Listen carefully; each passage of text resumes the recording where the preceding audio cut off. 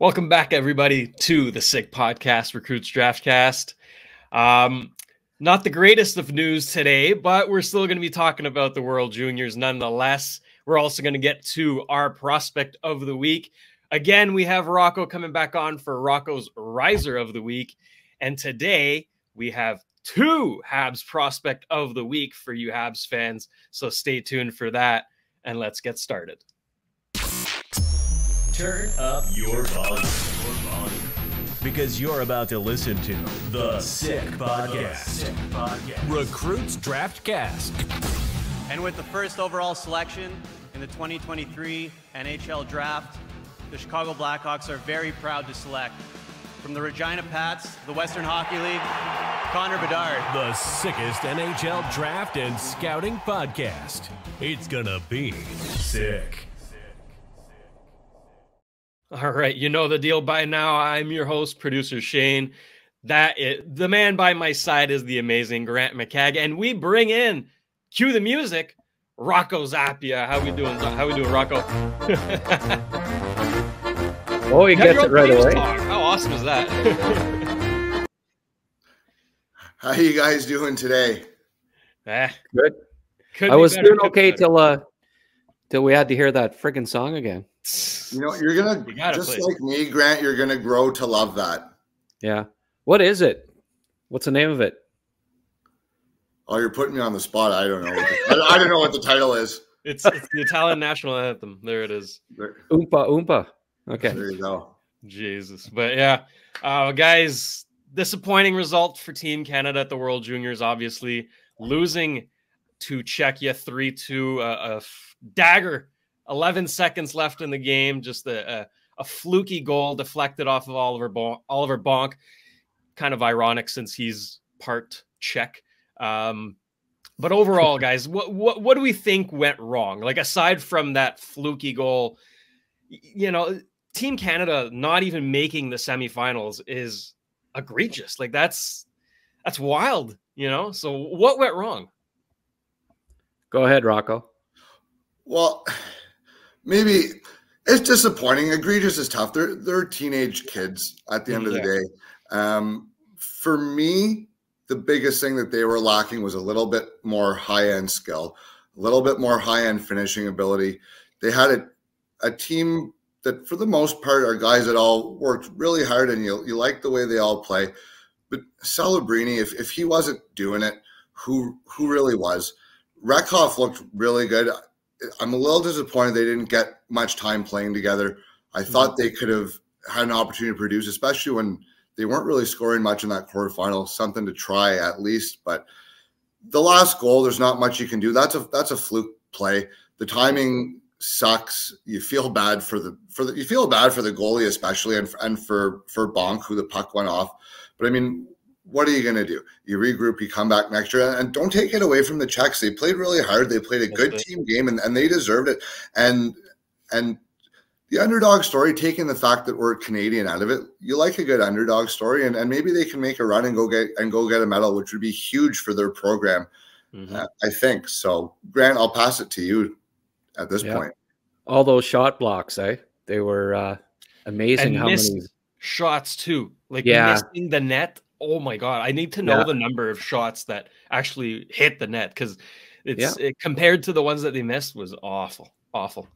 Yeah, and I'm with Rocco with I think egregious is a little. I mean, it's a one-game shootout, right? One game, sudden death, and Hrabel's a good goalie. So in that, we've seen it at the World Juniors so how many times in the last 50 years. It's not necessarily the team on paper that wins. It's we'll get a good goaltender in there. Don't bury your chances, and you can lose to any team that's in the, that makes it to the medal round. So the way I look at it, and the, going into the tournament, why I didn't think that they'd win. I mean, they had one returning player. It typically you need some veterans, some guys that have been through it before, and it would have been handy in that game to have some veterans that have been through the wars. There was one guy that played last year, Owen Beck. And we've got a little clip here that I'd like to play. Just, you see Rakov chirping, guy, Cowan. This is when they're down 2-1. And you see Beck beside them telling them, okay, guys, you know, this isn't the time to be hamming it up. And, you know, we're down 2-1 to Czechs. I played against them in the gold medal game last year, and we were lucky to beat them in overtime. Like, focus on the game, be serious. And, you know, it was the one vet, and I think it told a story. It told you that these guys, you know, they didn't play in the World Summer Showcase. They didn't have a summer training camp. They were together like 2 days, you know, and then they made their 5 cuts or whatever it was before this tournament, played an exhibition game, and they're supposed to come together as a team. I think other teams had a jump on. First of all, they had returning players. They played in the summer showcase in the summer, so they had some familiarity with each other, and they had experience. And Canada had none of those things. So right off the bat, it equalizes. You know, maybe we got the most draft picks or the second most. Well, it equalizes things a lot, I think, when you haven't played together as a team and you're just supposed to gel right away. And I think we saw that throughout the tournament. Canada didn't really play a superb game in any of the matches, I didn't think. So I think they have to get back to having participate at the summer showcase in the summer, have a summer camp. I mean, I was talking to an NHL, somebody involved in the NHL that's been in Hockey Canada before, and, you know, and asking him about, you know, just about that. And he said, well, I think they're putting more, Hockey Canada is putting more of their resources into the women's program now. And that's where a lot of the money's going. Well, you know, how can these other teams afford to bring a team over to the summer showcase, fly them over from Europe in the summer, spend all that money? They have the money. They don't host the World Junior Tournament every 2 years in 18,000 capacity seat arenas, charging $100 a seat. Where does all this money go that Hockey Canada raises from the World Juniors every 2 years, from the under 18s that they host every 2 years? Well, all of this, you know, no other nation is raising money like Canada does just from tournaments alone. Well, how come they can afford to do it and Canada can't? It's ridiculous as far as I'm concerned. There has to be changes. There has to be some changes made. Where does all this money go all the time? You know, they get funded by the federal government. They get registration fees are phenomenal for every kid in minor hockey. Where does the money go? Why could they not be at the summer? Why could they not afford a summer camp? Like, to me, that's ridiculous. So that, I think it starts at the top, is where, you know, you can blame the kids all that you want or the coach. I don't think that's not where you lay any blame for what happened. I think it's Hockey Canada. It's squarely on their shoulders. I agree. Yeah, no, that's it. Putting any blame on the players themselves, I think, would be wrong. They played the best that they can, and like you said, they didn't have time to create chemistry. They were thrown in, play well, you know, good luck. And the lines were jumbled up too all the time, so they couldn't create chemistry between each other. It was a recipe for disaster, and I think you guys touched on it in your show when you gave an outlook for the World Juniors. I don't think many people expected Canada to win this year, but finishing 5th was still a surprise, I think. But all the credit to Czechia, because they did play a heck of a game, and they are a heck of a team. And now moving on to the semis, right? Because it's Czechia against Sweden and the U.S. against the surprising Finns. Those are going to be some fun games, and especially Czechia-Sweden, because those two teams, I think, are aspiring to the gold medal. Like, they could genuinely challenge who I think is going to be the U.S. makes it in the other game. But those are going to be some sweet games. Do we have any predictions? Go ahead. Yeah, I mean, for me, this Sweden versus United States is the final that I personally would like to see. I think that's the final that hockey fans deserve to watch. Those are the two. Those are the two probably the best teams on paper and on the ice. Honestly, I would love to see them have a great gold medal, 60+ minutes, ideally. Hopefully not a shootout, but hopefully something that ends on an incredible hockey play. Hopefully Sweden over the United States. But those are the two teams that I like. That's the matchup you want. Again, taking the fact that we're Canadian out of it, you're cheering for Canada the whole time. But as a just a fan of the game, I think that would be an incredible World Junior. It's tough. It's tough as a Canadian. You have so much pressure. These guys are following up back-to-back gold medals. They have one returning player, like Grant said. To your point, they're missing the net left and right. Like, that's a sign you're gripping it tight. They can feel the pressure. It's not an easy situation, and I think we do a better job of it now in the newer age with social media. You're a little more aware of how these things actually affect kids. Back like 15, 20 years ago, I remember on TSN, they used to just rip them up and down if they didn't medal. So we keep that in mind. They went and represented the country. They gave it their all. It's not the players take some of the blame, of course, but there's a lot of other factors that we've touched on that went into why they weren't able to come together and finish the job. But they need to be proud. They represented their country. That's something that nobody can ever take away from them for the rest of their careers, and a memory that they'll always have.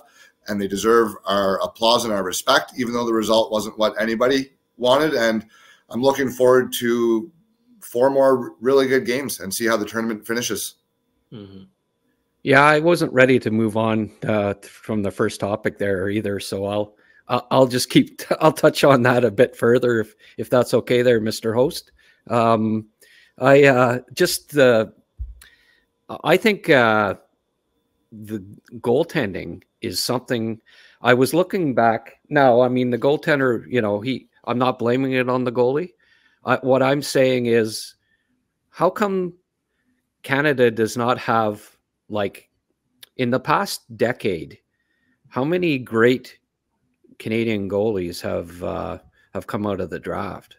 Like, I mean, if you put a team together every decade, including this one, of the top 20 forwards, top 10 defensemen, no other country would have as many players as Canada. McDavid, Bedard, McKinnon, if you go back, like, just on and on, where at least a quarter of those players would be Canadian if you made the best players from the past decade at forward and defense. In net, Carter Hart is the closest thing, I guess, in the past decade to a goalie that you could argue would be in the top 10 of the best goalies that come out of the draft in the past decade.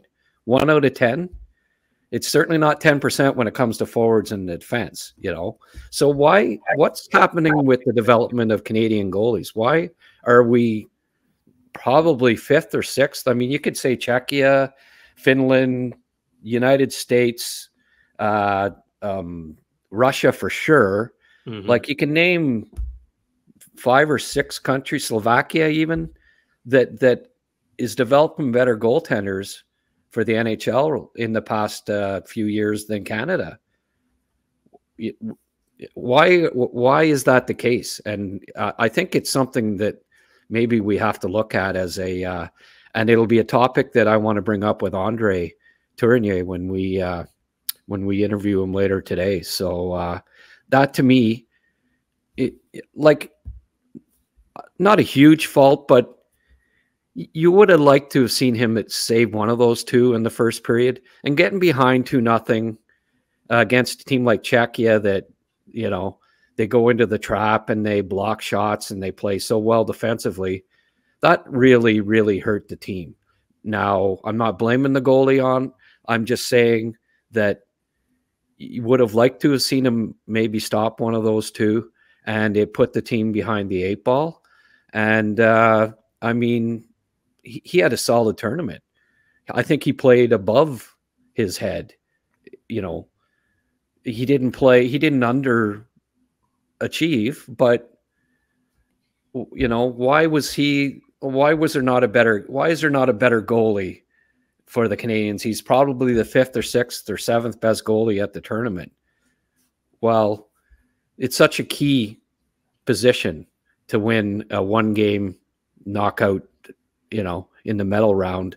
And I think that it's a major reason why Canada is not, you know, they have their hands full every game in the medal round now when they get to the World Juniors, and that certainly wasn't always the case in the past. So I remember when I was a kid, for myself, like I always kind of wanted to try out a goalie, and it was, you know, my parents were, we were a working class family, not poor, but it was a consideration where it's like, well, you know what, you're a decent enough player, and it doesn't make sense. We don't have $2,500 for goalie gear or whatever the cost is. I think that's a big part of it. Yeah, but the other end of it is just, go ahead. Yeah. Just like we're, you know, our GDP compared to Slovakia, Czech Republic, you know, name these countries, Russia, like our parents have more money than their parents, you know, so that doesn't explain how they're developing more goalies than we are, other than the system. Like we've got how are they managing to develop these goalies and afford to get goalies? Do they have a better system where they don't have to pay as much for their kids to play hockey? I don't know. There's something broken in that regard. Like, I don't know. I wish there was better accountability with how Hockey Canada, you know, financially is running things, because I think that there's issues there that need to be fixed. You know, I agree. It's expensive to become a goalie, but it's the same way in all those other countries. Why are they able to develop better goalies than Canada now? That isn't a, when you compare it to other countries, it's not a reason as far as I'm concerned. No, and that's fair enough too. And I don't know how they do things in other countries. There obviously does need to be a strong consideration about what they're not doing correctly, because this should be a solvable issue. We always have produced high-end net mining talent as long with every other position on the ice. So there's no reason why I should stop now.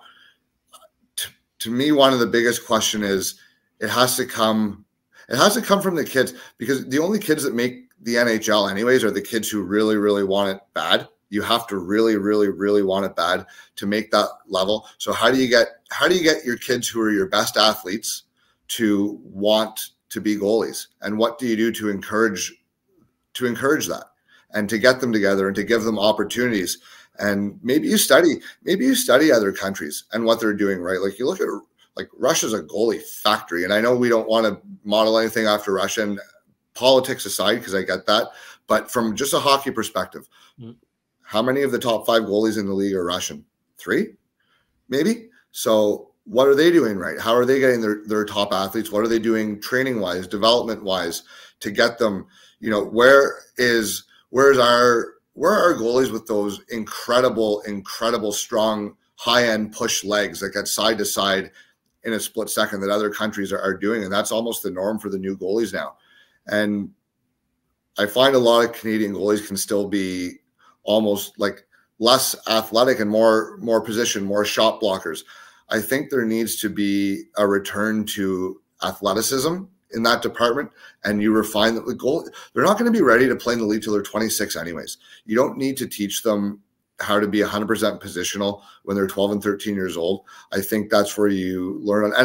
And please let me preface this. I'm not a goalie expert. This is just, so I'm just talking my opinion here. If someone who is a goalie expert maybe has a better opinion, but I think a return to athletic focused training could make a difference, because that is kind of where we're seeing it lacking behind the other countries.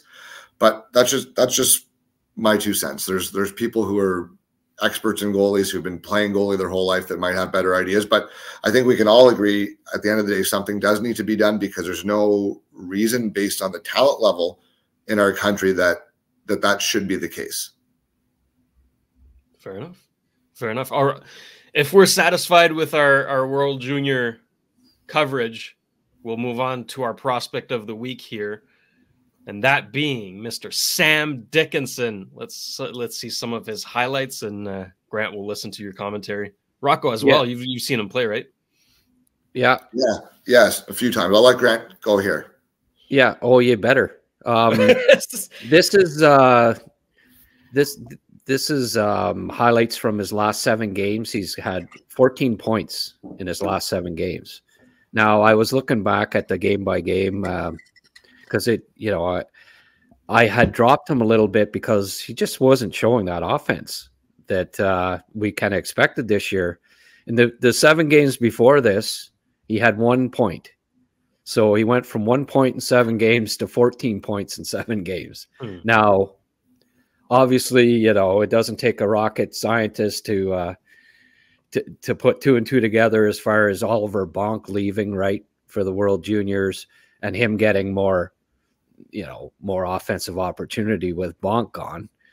So that would account for some of it. But I have a feeling when Bonk returns that we're still going to see more offense from Dickinson as the season goes along, because he showed, I think, quite capably that he can be London's main offensive weapon on the point. There was a beautiful lead pass, but he did a bit of everything offensively.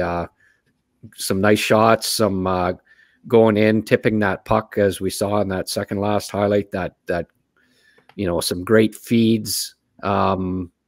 So, I mean, you look at the whole offensive package that he has, the size, the vision, the shot, the passing ability, like good puck skills. There's decent offensive. The scouts been telling me, the big guys been telling me all year, oh, he's quite skilled offensively, but it wasn't really translating to the point totals that we kind of like to see for him, for a guy, if we're going to consider him for the top 5 in the draft.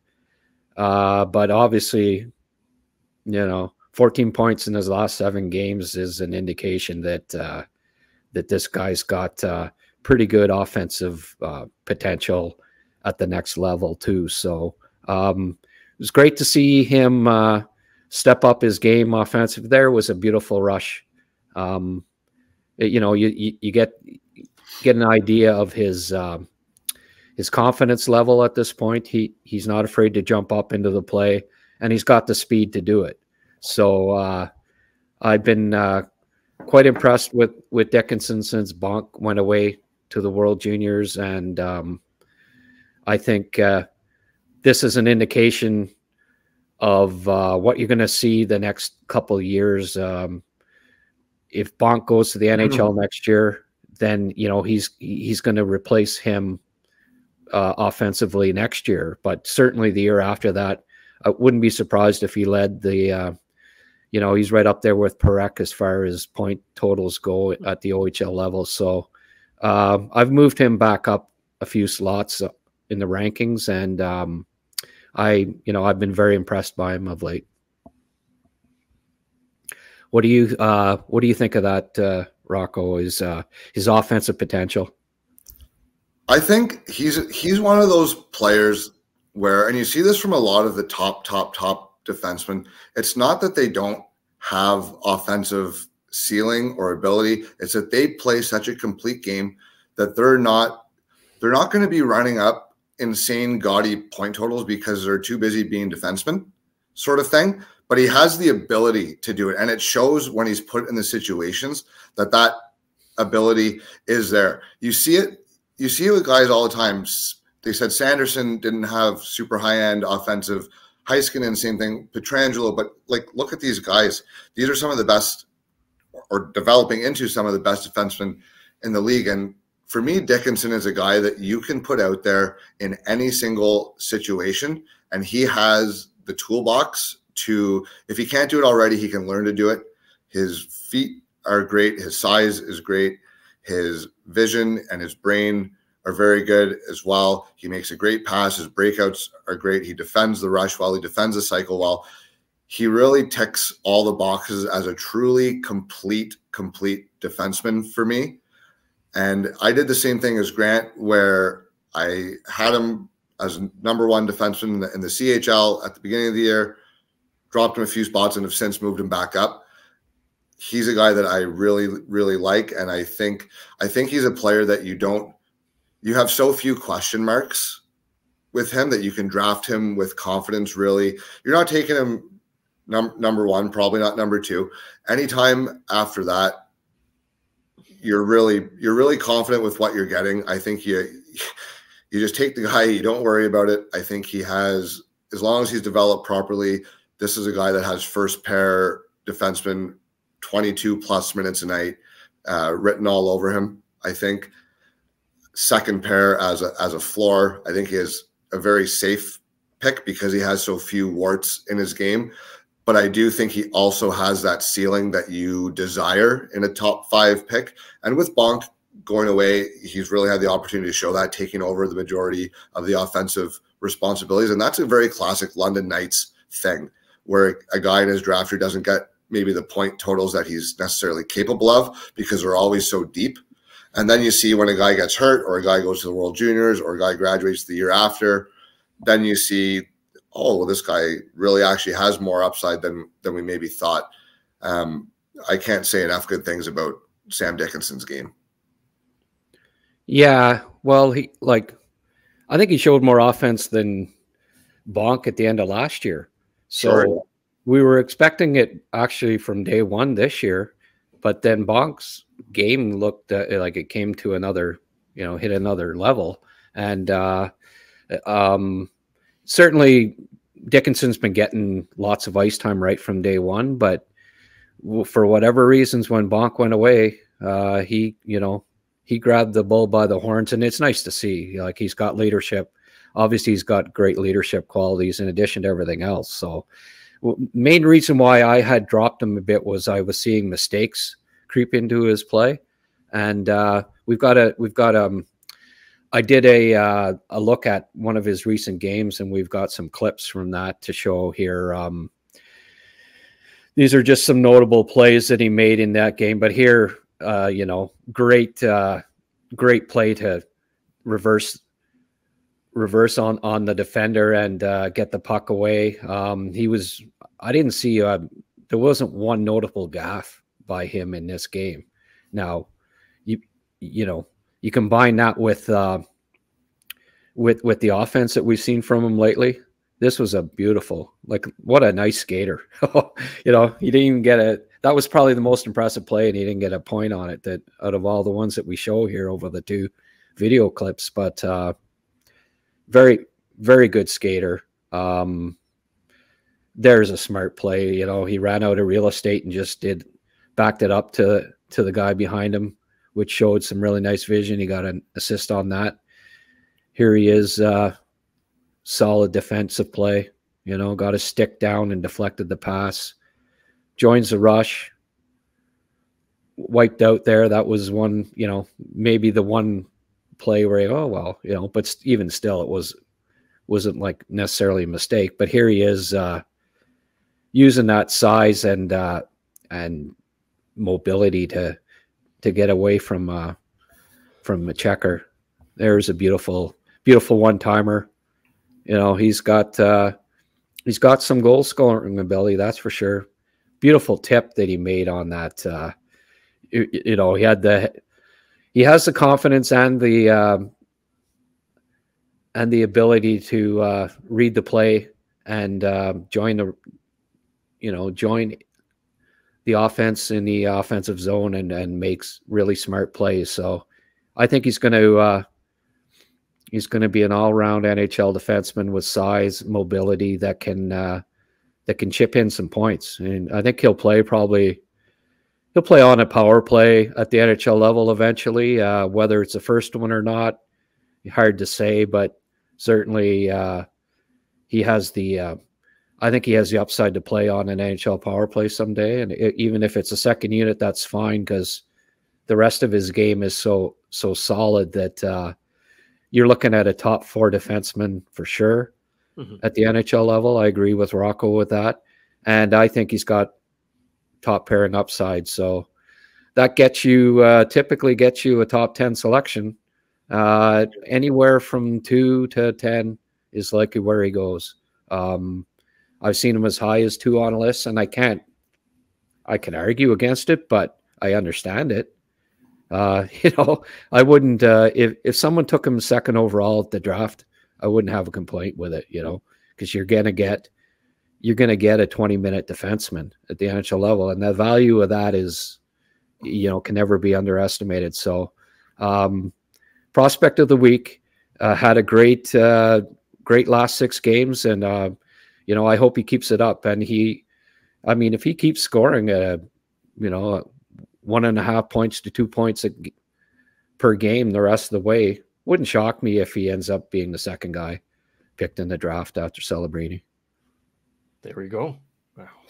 High praise for Sam Dickinson. I mean, you know, a large mobile defenseman, usually that's a hot commodity come draft time. So I think it is fair to expect his name to be called fairly early at the Sphere there in Vegas. Definitely a name to keep an eye on for sure. Now, Rocco, I'll allow you the opportunity to introduce your riser this week, Mr. Harrison Brunick. Yeah, so we have Harrison Brunick, another right-handed defenseman this week. I did one last week. So he's with the Kamloops Blazers in the WHL. 6'3", 190-pound right-hand defenseman, so immediately you like his size. Originally born in Johannesburg, South Africa, of all places.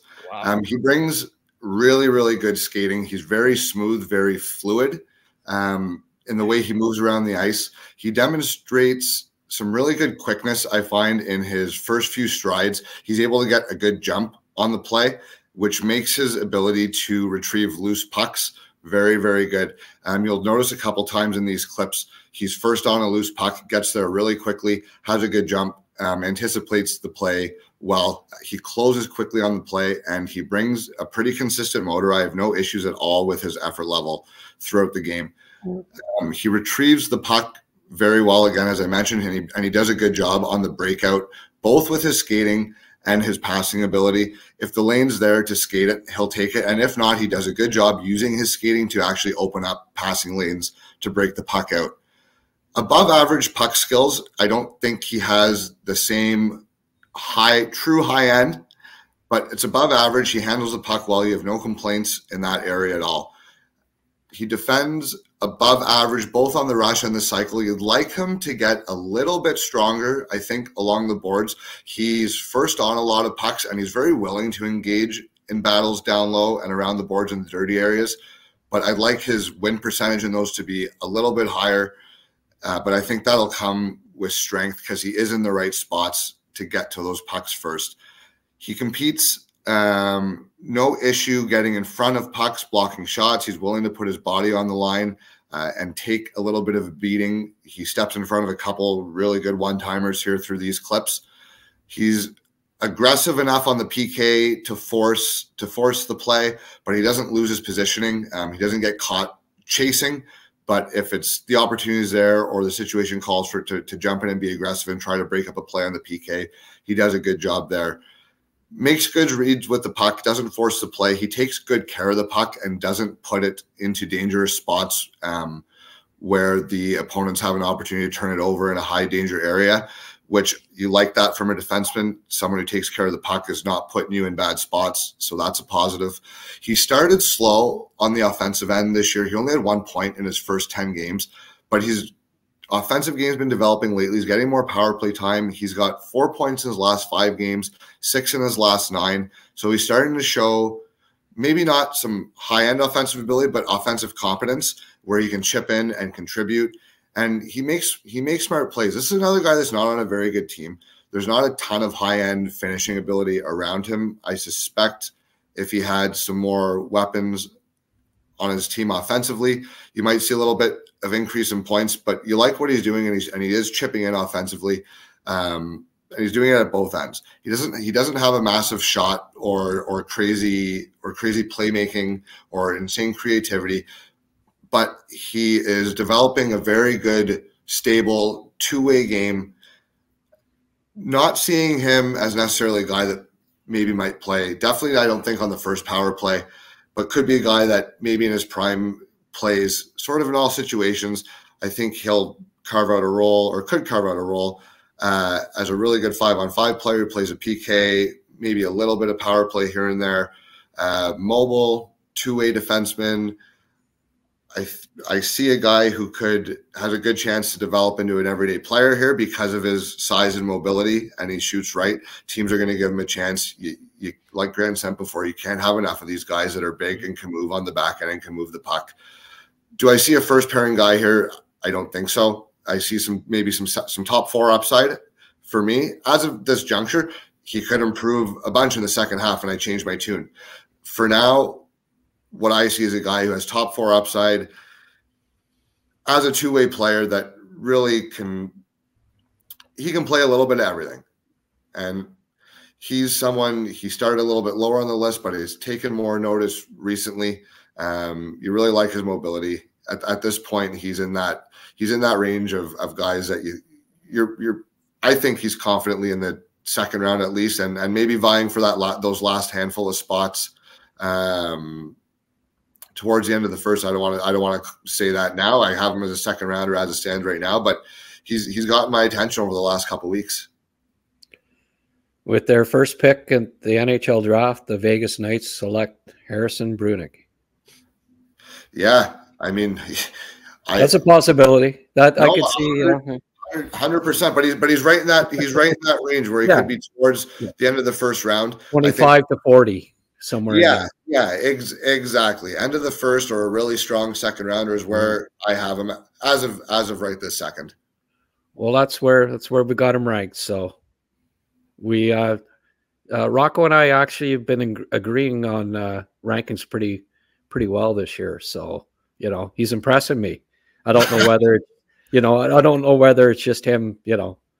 Oh, I got to please the guy, so I'll just pretend that I agree with him or not. But yeah, it's been encouraging that we seem to be on the same wavelength with these guys for the most part. So I'm just generally a fan. For me, if I was ever to have the opportunity to be with an NHL team, size and skating on the back end, for me would be a massive focus. So you see guys like this, and this just seems to be the year of defensemen. Every time I watch a new guy, I mentioned this to Grant. I watch another guy and I feel like, okay, well, this is where I've seen the drop-off's about to happen. But then you watch a guy, I'm like, another big defenseman who can skate, and there's a bunch of them. And you keep asking me. It's very important. It's very important. There's a reason that teams that skate around with a big silver trophy at the end of the year have a bunch of guys who are 6'3" plus on the back end. Yeah, you kept asking me, well, who do you want me to look at now? And I keep feeding you the defenseman because there's and you like them as a rule too, like we both have. So this is the best defense crop. This is the best defense crop, the deepest I can remember. Like there might be 15 guys going to top 32. It wouldn't shock me that almost half of the first round picks end up being defensemen. So if you're a team that's starving for some help on the back end, load up on first round picks this year, top 40 picks if you can, because you're going to get guys that can play.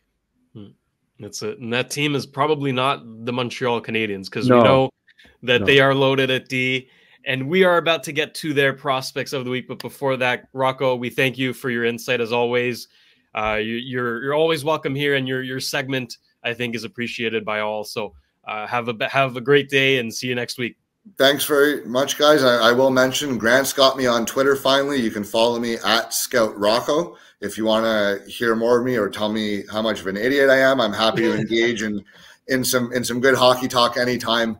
Any excuse to get away from the office for a few minutes and chit chat with some other hockey fans. So give me a follow, and otherwise enjoy the rest of the show, guys, and I'll see you next time. Right on. Thanks, Rocco. Take care. Thanks.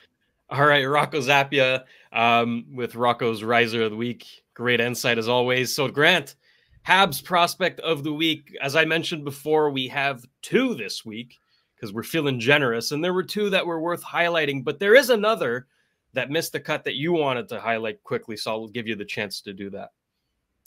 Yeah, well, last week's Habs prospect of the week was Philip Mayshire, and he could easily have been the guy again this week, but we like to spread it around, spread the love, So, right.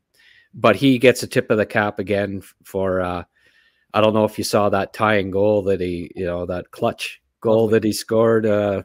But he just kept producing and kept playing really well at the World Juniors, and probably was the prospect of the week again. But we'll just give him a nod of the cap and say that a very deserving honorable mention for him this week. That's right. Very well deserved indeed.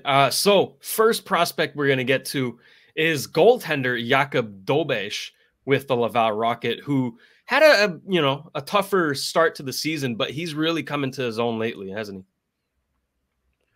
he? Yeah, he's been look at that save. Nice.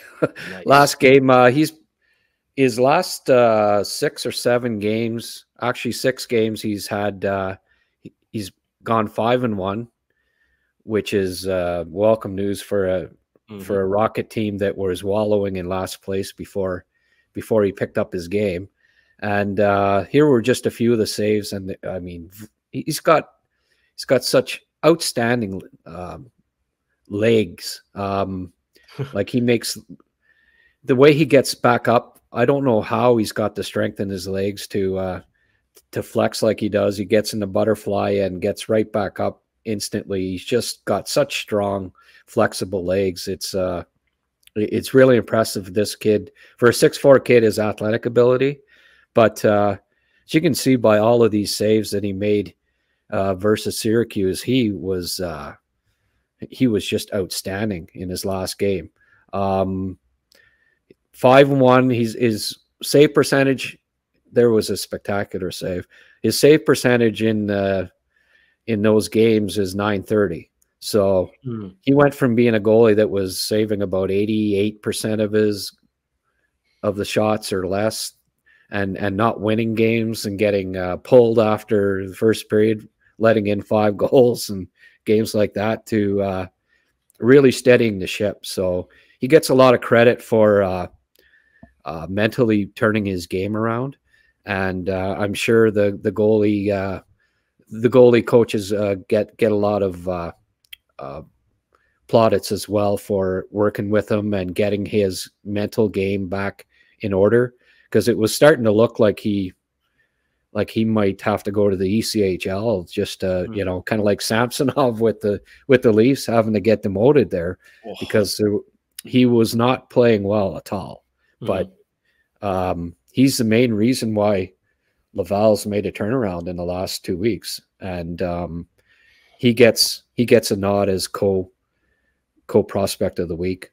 Yep, well deserved. Well, I mean, as Habs fans, right, losing Price is like, it's a void. It's an unfillable void because of how good he was. But then, you see guys like Sam Montembeault, who's playing great, and now Jakub Dobeš, Jacob Fowler at the World Juniors, even in KHL, Yevgeny Volokin. If you're not familiar with that prospect, I invite you to go check him out, putting up some very exciting numbers. But regardless, there's actually some hope in goaltending with the Habs. So very exciting indeed. And our co-prospect of the week. Now, some of you might say he's not a prospect because he's played games with the Habs before, but guess what? This is our show, so it's our rules, and we think he's a prospect. Arbor Xhekaj has been fantastic with the Laval Rocket recently, hasn't he? Yeah, well, right now he's a prospect because he's playing Laval, and he's gone down. He's not taking any stupid penalties. That's probably the most important thing, but showing off that great wrister that he has from the point. He's going to get, here's where he, Two guys. He's sheriff. You know, I mean, there's a reason why they call him the sheriff, right? Yeah, he makes the law. Well, you know, he takes care of the town, you know. That's right. But he was solid defensively over the last 2 weeks.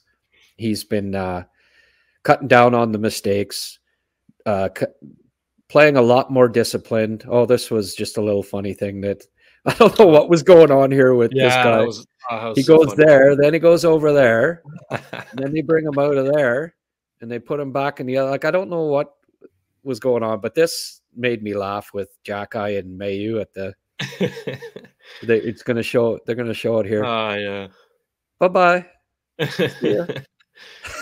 You know, Mayu and Jacky have been paired together, and I think they're becoming good buddies there. You can just see the way they interact on the ice and off, you know, between whistles and stuff. I think that they're becoming good friends. So that's kind of cool to see. What an awesome defense pairing into AHL level, though, right? Mm-hmm. 2-6-3 plus guys that are tough, that can shoot, that can, you know, offense, defense. I mean, I don't know if both will be with the Rocket in the playoffs, but if they make it to the playoffs and those two are a pairing, they'll be formidable. We'll give him the one scrap that he's been in. Actually, Element is not a real big guy, you know, kid from, I believe he's from the Q. He held his own. Mm-hmm. But Jacky, you know, just, I don't know that the guy even hit him, you know. He's got such a reach there. He just held him back, and he took a few swings at Jacky, but I don't think he ever connected with his head, you know. He's just so strong, and obviously he had the reach on him, but here he is again, just, you know, he just grabs guys, and he's so strong. He just dominates physically at this level. So it's fun to see him. He's fast become a crowd favorite in Laval, obviously. And, you know, I mean, they love him in Montreal too, but Laval, you know, they love their tough kids with great shots. He's got it all as far as an AHL prospect goes. So, love to see him scoring, love to see him, having fun. You know, he's such a great kid. He's accepted the demotion the right way, with class and stepping up his game. And I mean, he should be playing in the NHL right now, but Strubal's been so good. Gooley, and he's not going to beat out Gooley and Matheson. You don't want him up there sitting in the stands. So I think they're probably showcasing a couple other guys right now. I don't know whether it'll be a package where it's Allen and one of the defensemen that are on the team right now going for a forward or not. It's a possibility, but you just got to be patient, keep playing well in Laval, and the call-up will come soon. And he's an NHLer, you know. He just they just got such depth right now at the left, on the left side, that they had to do something. They had to demote somebody that's not eligible on waivers, and it was Jacky, and a message sent that you know, the penalty kill is not great, and they can't afford to be getting stupid penalties. You know, just be a little smarter about when you get a penalty. Try to get the other guy to come with you to the box. And I mean, since he's been in Laval, that's been I think he's taken one minor penalty. So wow. You know, he's getting the message, and he'll be back up soon. Yeah. Oh, I have no doubt about that. And again, that's why I mentioned that the Habs are unlikely to draft a defenseman fairly high this year, right? Looking at the depth is absurd. And we haven't even seen like Hudson, Reinbacher, Engstrom yet. Like, there's more to come. So the depth of defensemen in the organization is remarkable. But again, that's how you win. Like, you need a lot of good defensemen in order to get far, and we're loading up. Okay, the Habs are loading up, so should be excited as a Habs fan seeing these two succeed. Jakub Dobeš and Arbor Xhekaj are co-Habs prospects of the week. And that'll do it for us this week, folks. Thank you so much for tuning in. As Grant mentioned, we're cooking up something pretty special here with André Tourigny, head coach of the Arizona Coyotes, so stay tuned for that. As always, we invite you to go check out recruits.ca, right? You can see Grant and Rocco's rankings, any type of draft news, analysis, any type of Habs news as well. Tons of stuff there for you. And we invite you always to subscribe, leave us a comment and a like. It's always appreciated. Grant, any final comments? I can't wait to talk to Andre. So do I. That's going to be a really good one, folks. We're hyped about that. So as always, thank you so much for tuning in, and we will see you very soon. And that's a wrap. Hope you don't miss us too much until next time. Follow the Sick Podcast, Recruits Draftcast on YouTube, Facebook, Google Play, and Apple Podcasts.